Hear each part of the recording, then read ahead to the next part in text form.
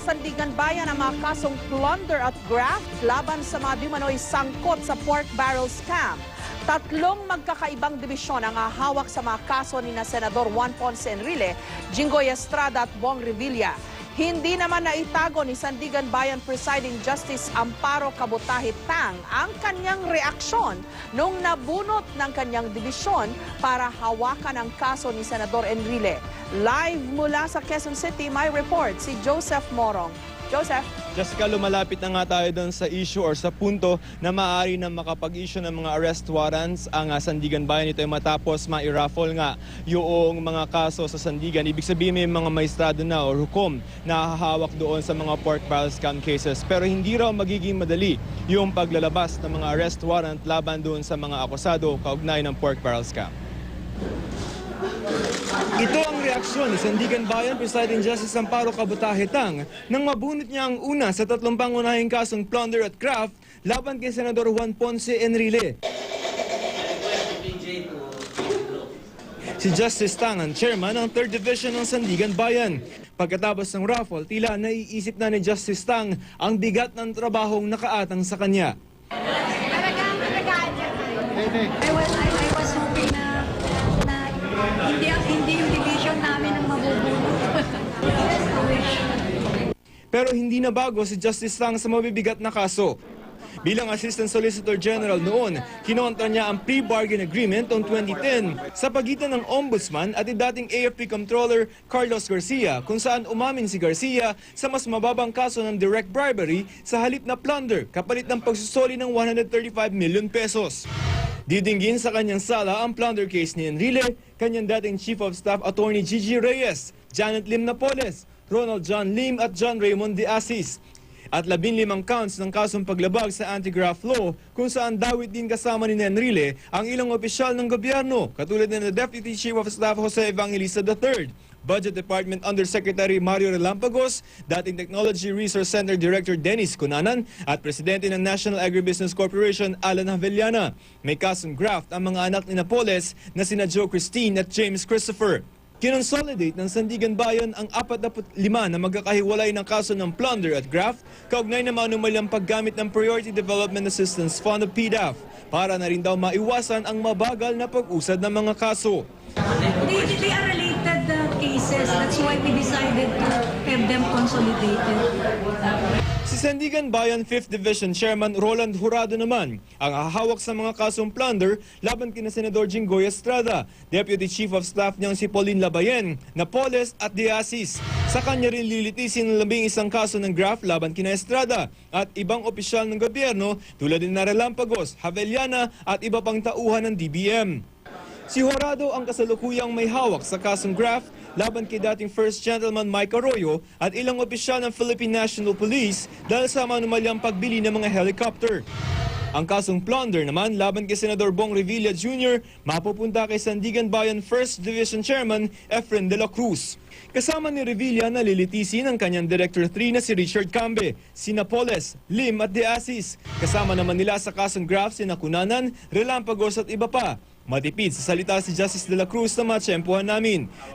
We will resolve them. We have not yet seen the records yet. We will resolve them. Maybe next week or matagal ba yan? Based on the rules, we will resolve them. Pero hindi lamang ang plunder case kaugnay ng pork barrel scam ang nasa sala niya ngayon. Sa kanyang division din nakasalang ang plunder case laban kay dating Pangulong Gloria Macapagal Arroyo dahil sa maling paggamit umano ng 366 million pesos na pondo ng Philippine Charity Sweepstakes Office o PCSO.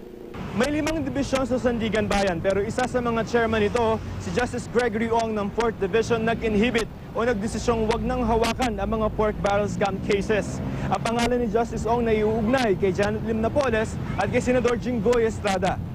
Sa isang pahayag na ipinadala sa GMA News ng Clerk of Court ng 4th Division, pinapasabi ni Justice Ong na ginawa niya ito para mabura ang anumang pagdududa at para maprotektahan ang imahe ng Sandigan Bayan. Kahit na i-raffle na ang mga kaso, hindi magiging mabilis ang paglalabas ng warrant of arrest laban sa mga akusado. Under the rules of court, binibigyan ng 10 days ang mga judges, justices upang pag-aralan ang records ng kaso at ma-determine kung may tinatawag na probable cause for the issuance of a warrant of arrest. Secondly, nakita naman Jessica, sa Lunes naman, inaasa magsusumite ang Sandigan Bayan ng komento nito doon sa request ng Ombudsman para magbuo ng dalawang special divisions within the Sandigan Bayan. Jessica? Okay, at saka Joseph, di ba may mga petitions pa na last minute na i-file itong sina Senator Enrile, I understand, for bail, and then likewise si Senator Bong Revilla, kung hindi ako nagkakamali. That's right, Jessica. And si Attorney Gigi Reyes, I think, filed today a motion to dismiss the case. So maraming mga motions na naihain kasi this will delay yung issue ng arrest warrants, Jessica. So given yon na until these motions or petitions are decided upon, hindi maglalabas ng arrest warrant, Joseph. Correct, Jessica. But even outside of those motions, let's assume na wala na mga isinabmit na mga motions yung mga accused. Meron talaga yung Sandigan Bayan Justices ng 10 days or more, according to dito kay Attorney Bocar, to study whether they should issue a warrant of arrest. So outside of the petitions that the accused filed, ay meron silang 10 araw or mas marami pa para pag-aralan kung dapat nga ba maglabas ng mga arrest warrants, Jessica. Hindi ko masyadong catch yung sinabi nitong si Justice Kabutahe Tang kung bakit siya napapikit at parang nagdasal pa at parang nagmuni-muni pa nung nakita niya na siya ang nakabunot nung kaso. Kasi that will show you, yung pagtingin ng mga justices, yung weight na lamang at saka yung importance din noong mga pork barrel scam cases. But nung tinanong nga siya kanina, paborin yung sinabi na kahit naman sino yatang mga justice doon sa Sandigan Bayan at least sa division chairman, ay we wish na baka hindi sana mapunta sa kanila yung mga pork barrel cases. Pero mukhang sinuswerte itong si Presiding Justice Barotang kasi isa doon sa mga kaso ng plunder ay kanyang hahawakan. Itong ang kay Senador Juan Ponce Enrile, Jessica. Okay, sa mga abogado kasi, Joseph, alam ko, yung iba kating-kati sa mga malalaking kaso, yung mga prominenteng kaso. But in this case, this is a very prominent case involving prominent respondents.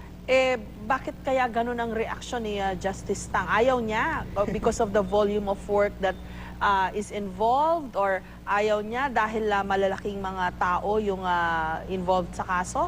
Hindi naman sa ayaw. Nung nakausap natin siya kanina, binibiro ko nga kanina tong si Justice Tang. Sabi ko, ma'am, medyo kailangan nyo nang ihanda yung sarili nyo. Mukhang front page photo kayo sa mga malalaking broadsheet bukas. Sabi niya, well, wala naman kaming hindi namin inaatrasan yung duty to try cases. Anyway, alam naman nila na pag nasa Sandigan Bayan sila, dahil mga public officials ang involved dyan, natural na malalaking tao yung kanilang mga hawakan. Pero siguro nga ay nabibigatan din sila doon sa dating na kaso sa kanila kasi ilang mga respondents to, yung tama ka, yung volume of records that they have to pour through at ilang mga siguro hearing dates na kailangan na lang iset para dito sa trial na to, Jessica. Okay, paki-explain, Joseph, bakit kinakailangan, kasi in most cases, in ordinary cases, pag basta kahit maraming respondents, isang korte lang yung hahawak. In this case, bakit napunta sa magkakaibang division against